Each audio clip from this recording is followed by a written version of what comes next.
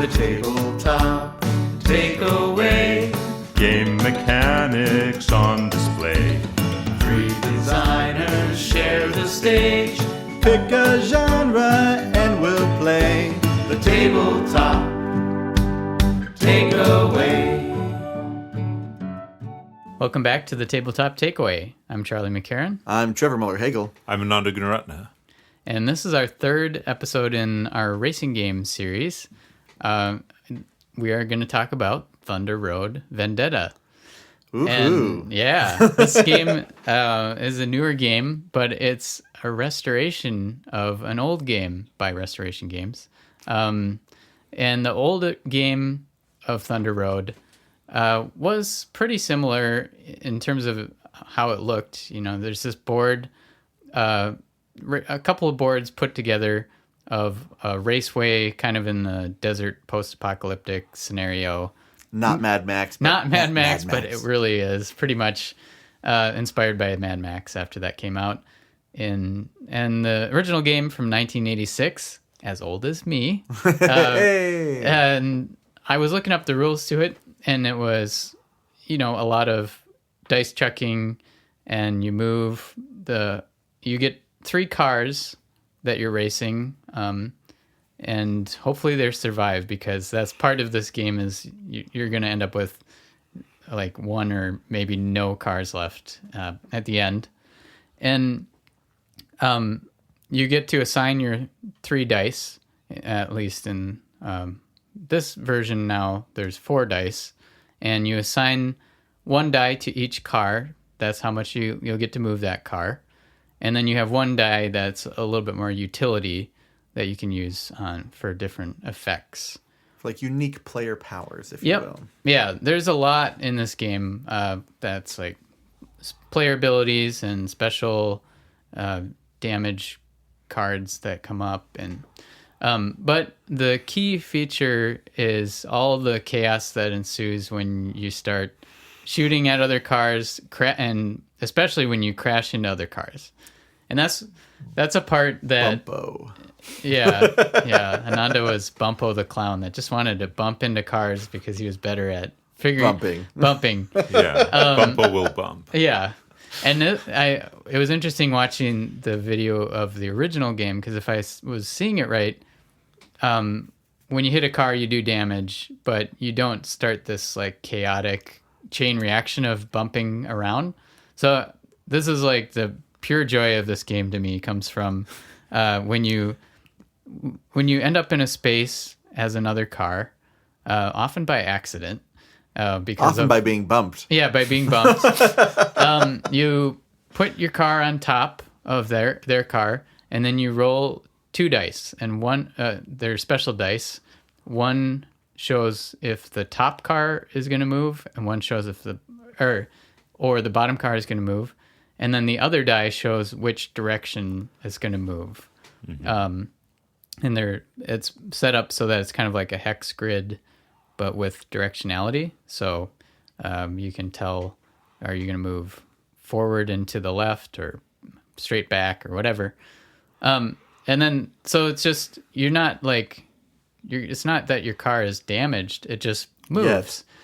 Yes. Yeah. And if it hits another car, then there's another roll to see which one gets bumped. And then you keep going until all the cars are either on like an empty space or a trap or death space or Usually a death space. Usually some sort of death space. And so you're racing, you're trying to get to the end of the road. And it's kind of a clever system too of how the maps change. So you'll have 2 maps to start. Usually you start on like a more simple map, and then the second map is going to be way crazier with lots of hazards or things.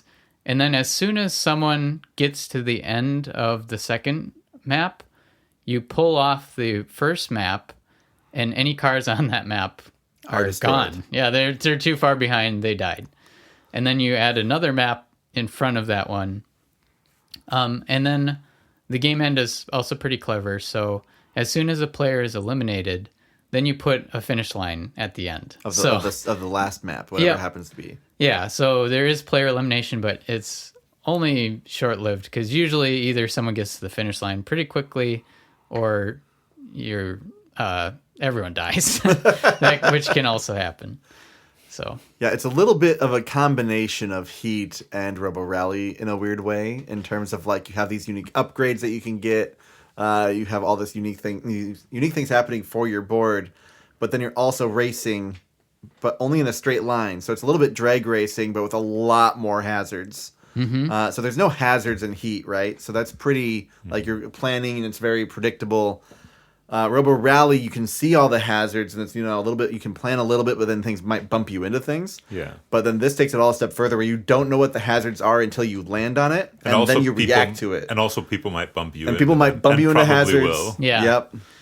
Yep. So our game was hilarious because I think someone hit a hazard at first, and it was just open road. I hit a mud patch. Oh, this is fine. Yeah. Hazards are fine. And then very shortly after, we found that the next two hazards were just instant death spaces right next to each other. The right next to each other and right at the beginning of the track. Yeah. So if you drove through them right at the beginning, you would just lose the car. You have 3 cars. Yeah. So and it's unrepairable. Yeah. So and that's another thing. They all have hit points too.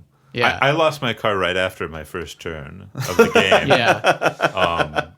Because Bumpo's got a bump. Yeah. Well, yeah. I mean, I can't remember how I lost. I think it probably was one of the instant death spaces. Yeah, I think so. I think I'm jumping ahead, but I'm going to just say my takeaway. The chaos and the threat of dying instantly with one of your cars, I think, is what makes the game so fun and funny. And I don't know if I've laughed as hard as I have at a semi-strategy game as I have at this game.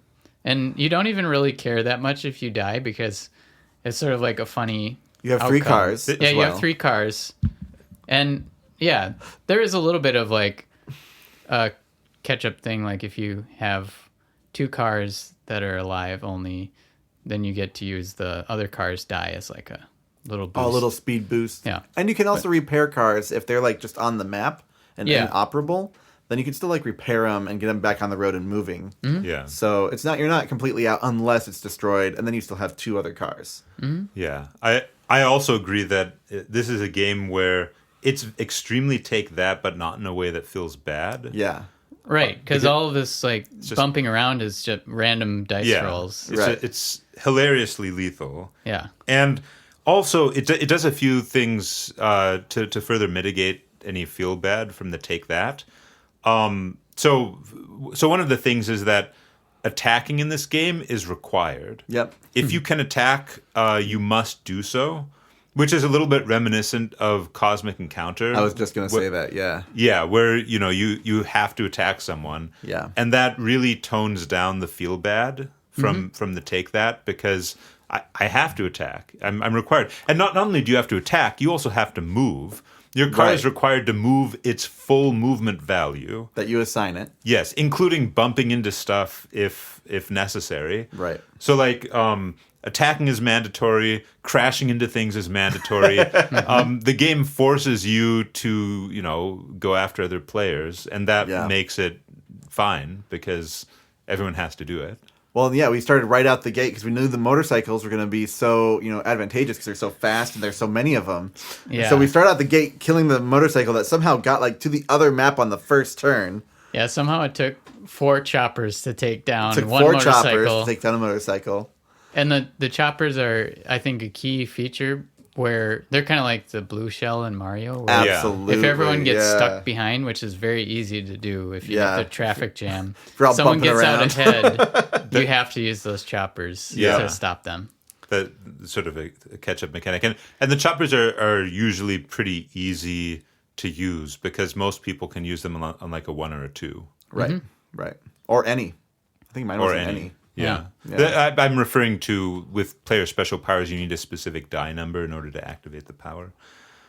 And so what I also like is there is these motorcycles which play very differently than the regular cars. And then I was a tanker truck, which it was kind of like a train of 3 big cars. And it was very different to play that. It felt more like a action programming kind of thing, or like Sure. I could Because like you had I had a ton bunch of special abilities for each of my train cars, Right. but yeah, but I didn't have everything that bumped into me got pushed away. So I didn't like. I'm glad I've tried. I think I enjoyed the cars a little better, but it's fun to try this. Like, Oh, yeah. totally different. Changes the dynamic of the game. It's a lot more asymmetrical with those. Yeah, For sure. for sure. We could have had this in our asymmetric series. Yeah. So I think one thing I'd like to circle back to a little bit is the geometry of the board. Because I think for me, this is my main takeaway from this. I have not seen a game with a directional hex grid Yeah. before. And it is... And to describe it for people, Yes. it kind of looks like arrows? arrows, Yeah. but Right. arranged in a Like a hex- brick. Yeah, they Yeah. have Brick pattern. They're arranged like a hex grid in that the rows are offset. But instead of being hexagons, they are sort of arrow shapes or sort of elongated chevrons. Yeah, yeah. And it's just so cool because cars can only go in one direction in this game. Cars cannot back up. Right. Unless they bump. Yeah, they can go forward or they can go sort of forward at an angle. And the board perfectly communicates this. And the directional hex geometry also makes it really easy to have directional dice. Yeah. Because the die just indicates, okay, here's the middle. It's pointing this direction. And here's where you're going to go after relative to the middle. And that was an improvement on the original game I saw, is just squares offset, like a hex grid. But Yeah. yeah, Yeah, the directional hex grid is very clever, and definitely something I would consider for another game that's all about moving in one direction. I have a game where I have a hex grid, but they look like hills. So you can have like a vertical look to it. And it actually sort of, well, in the game that it's going to come out in a couple of years. But the way it works is like the rain goes downward. Yes. And so I was like, how do I show that with shapes? And so I thought about hill shapes. That Took me a second to think about what game that might be. Who knows? Yeah. Who knows? It's Yeah, semi-secret. Semi-secret. You can do hex grids with a lot of things that aren't hexes. Yeah. You can do it with just cards too if you wanted. Like, Yeah. as a lot of people use square grid kind of things with cards, offset. but you could offset cards. Yeah, doing the brick pattern where you kind of have that overlap, and then that works really well for that too. And I think even Jamie Stegmaier suggests using that if anyone wants to do a hex grid with cards or hex things, using rectangular cards and then just offsetting them. Yeah. It's so much easier and faster. Actually, yeah, my game Alphabet Stoop, we did that as the setup. Oh, okay. And it's kind of nice to, weirdly, that's also sort of like racing on roads. It is. Yeah. But, yeah. With getting letters. Anyways, that's no more tangents. So Thunder Road is also technically a roll and move.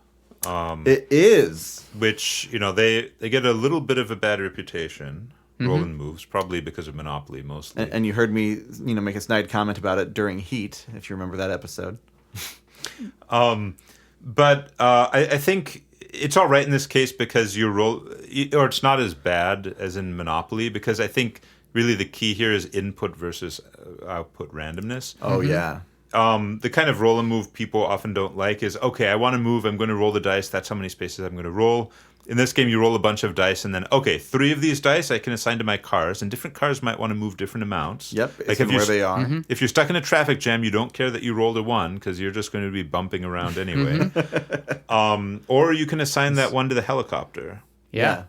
But It's kind of, actually, this game's a great example of the input versus output randomness and how to use them.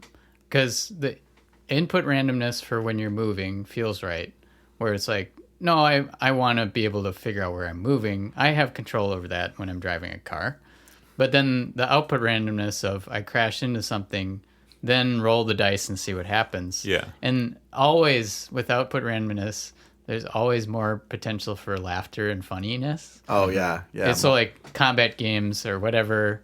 Oh, this roll went so badly, and then everyone like laughs at that. Yeah, critical fail. Yeah. Yeah. But in this case, the output randomness almost like at least 50% of the time is gonna fail in like a funny way. Like, I moved over here and then crashed into another car. And then with the output randomness as well, you're doing a little bit of push your luck based on which dice you choose for which car, because like you have to move the amount, like Ananda said earlier, and that constraint can actually really mess you up if the map changes by the time you use your larger dice.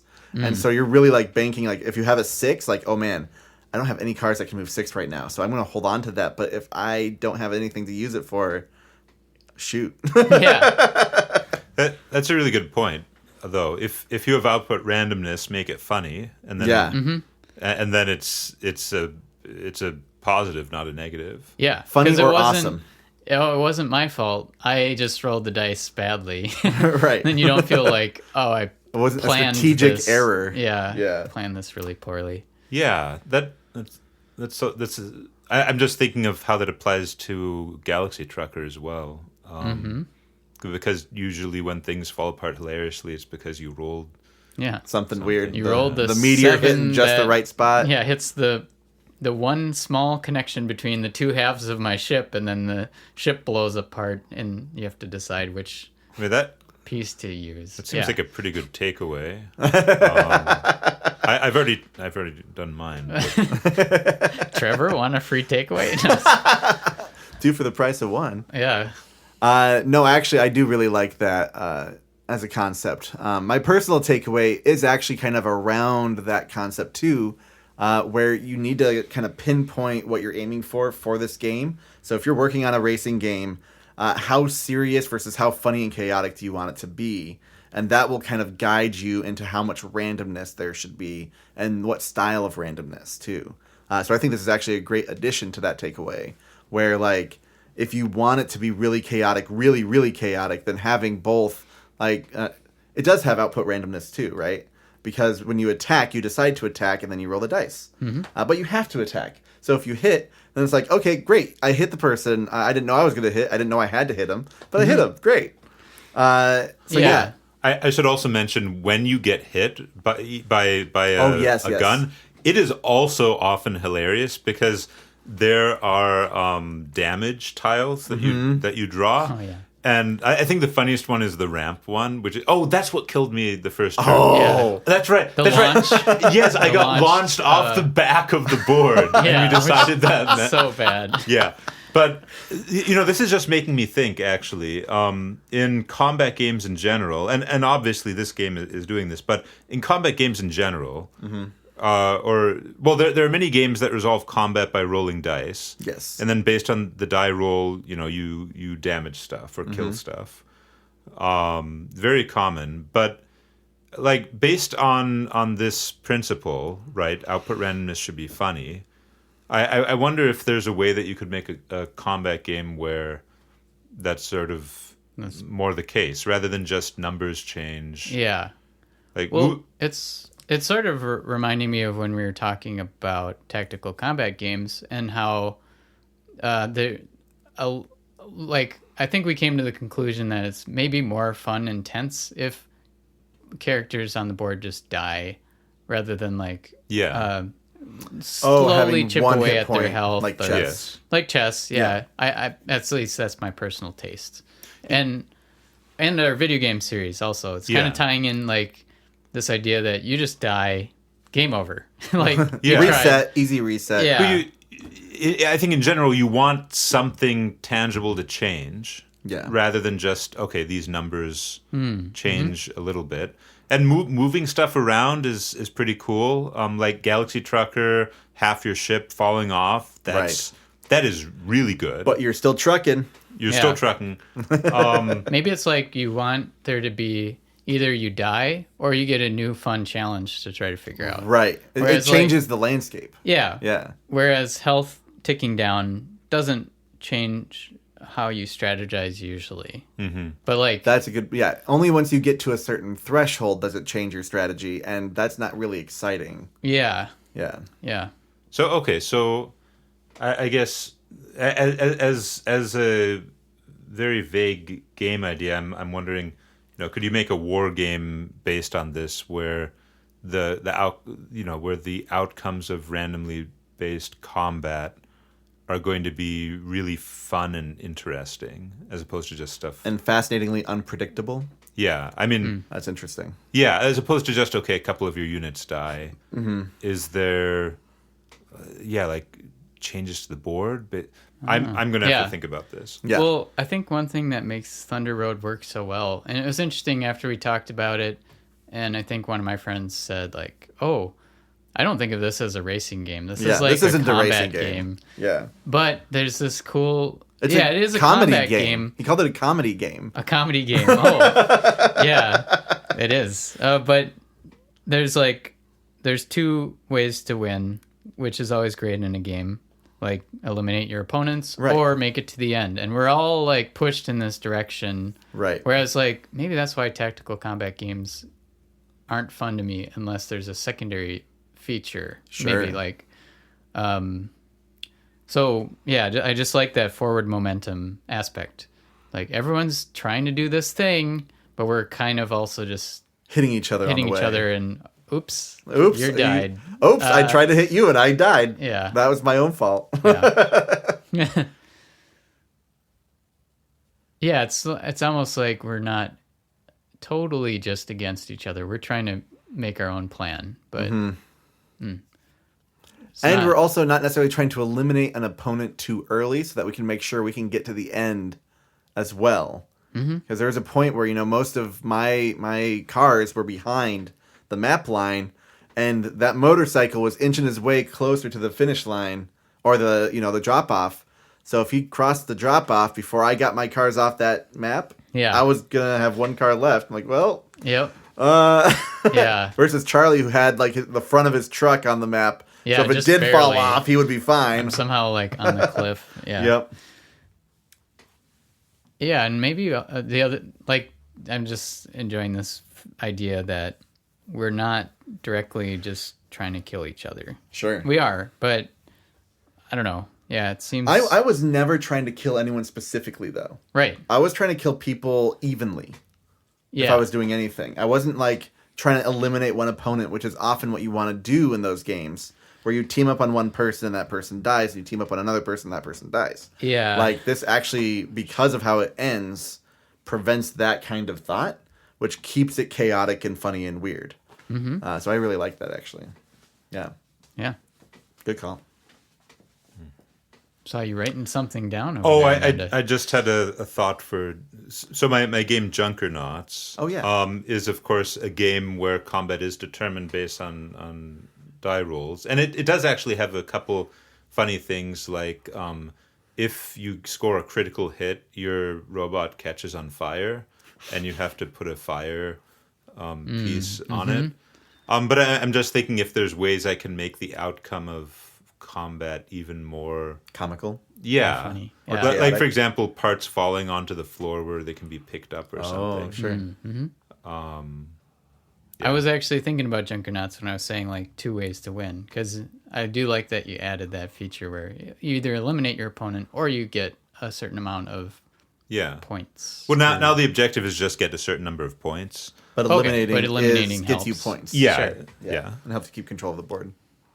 So would you call it a race game, but maybe not No. necessarily a racing Area game? control. It's not. I mean, look, Combat. the racing game thing is, I think, in part defined by theme, where the theme is revolving around moving through space faster than other people can move through space. There are plenty of games where you want to be the first to get to a certain number of points, but I wouldn't call them racing games. It is a race, but It's not racing. Yeah. Yeah, it's got like a race mechanic, but the general, it's not the overarching. The points do not represent moving through physical space faster than other people. Sure. So this series is about the theme of racing almost more than the mechanic of racing. I mean, I think the successful racing games, like the 3 games we played, I thought were all pretty good. Yeah. And I think part of that is there are some things that do go with racing as a theme that work pretty well. Like all 3 of the games, for example, had a little bit of a focus on catching up, which I think is important for races. 2 of them, well, I guess sort of all 3 had some element of programming. I mean, Thunder Road, it wasn't really programming because you were doing it as you took actions. Yeah, it was kind of planning and yeah, in your head, strategizing. you're almost programming like out. Oh, I'll probably save this. I want to die do for this to car. do that to do that. But Yeah. you're able to adjust the plan as the turns go on. Yeah, there are commonalities. I'm not sure. I'm not sure exactly what traits make up a racing game. Sure. The theme is definitely a big part, but it's not just the theme. That seems like something we should maybe- get into next episode. Yeah, let's save some of this general discussion for our bonus episode coming up next. So, unless there was anything else to say about Thunder I Road. said my piece. Nope. Okay. Tune in next time. Hey, thanks for listening to The Tabletop Takeaway. This podcast is made possible by listeners like you. So please tell your friends and visit our website at thetabletoptakeaway.com, where you can suggest games and mechanics for us to cover next on the show.